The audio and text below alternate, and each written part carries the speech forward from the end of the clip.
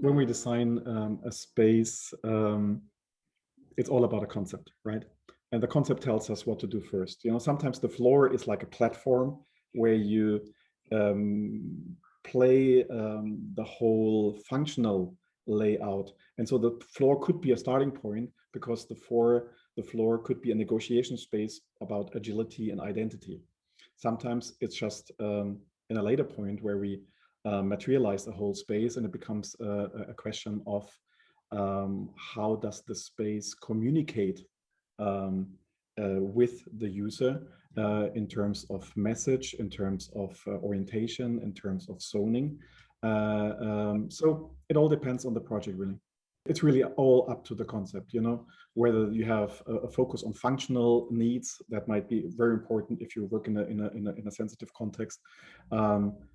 For us, everything comes out of a user perspective. You know, we design our spaces from a user focused perspective.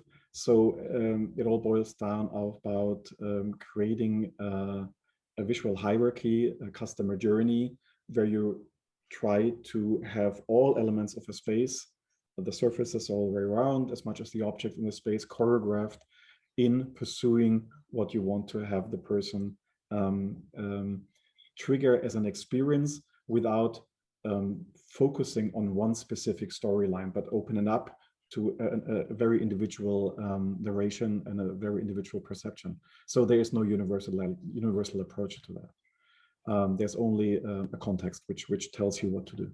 Floors, as any surface in a space, are an integral part of conveying not only an atmosphere, but of course a narration of the space on both levels, right? In terms of, are they supporting the spatial geometry, or are they disguising the spatial geometry? So surfaces, colors, textures are a good element to play, you know, with speed in space. You know, you can accelerate people, you can slow them down, you can hide things, you can make things visible, you can create trigger points where people want to go there. So this part is extremely important in that kind of spatial narration. And of course, in terms of the aesthetic qualities, they are an integral part of how our space is being perceived. You know, is it you know, and that of course is based on the concept. You know, is it a flashy space? Is it a very graphical space? Is it a very homey, harmonic, casual space? Whatever, you know. So surfaces, of course, inform the narration of a space, and the space in special, since it kind of leads the way, is an integral part of creating a customer journey, right, and leading people through the space.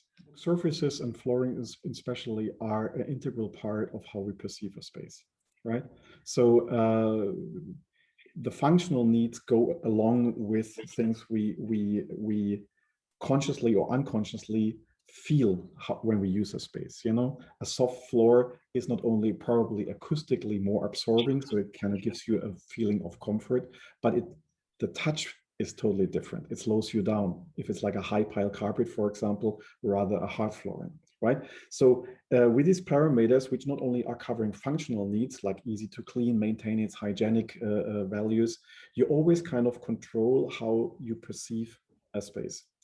So that's a fascinating way how to, because this is, you know, the surface always is the last touch point of a proof of concept, you know. So from the bigger picture to the space, to how you use it, to what you touch, whether it's with your feet or whether with your hand, this is like where you at the end feel, yes, it's a full circle, consistent experience, right?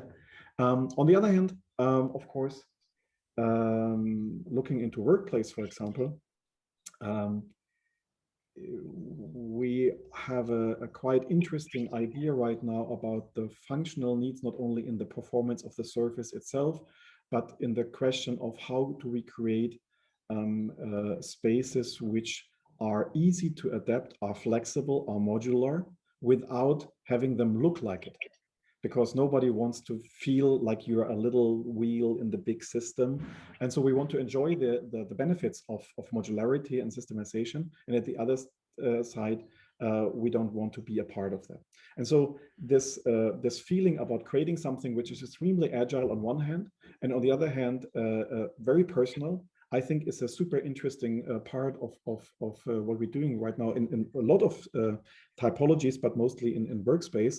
And so, for example, flooring, which is easy to change because, for example, it's a tile format, but you don't see the tiles anymore. It feels like a consistent surface. You can easily change layouts because your work group is changing and you have to adapt the space, is something which is not only good in a practical sense in terms of facility management, but it is quite interesting because what we're trying to do is to create spaces which actually invite people to see change as something productive and valuable rather than something scary. So if you create a space which has an energy of change as something natural, as part of life and part of how we see our work, I think this is a beautiful moment, and surfaces certainly can support that in that experience.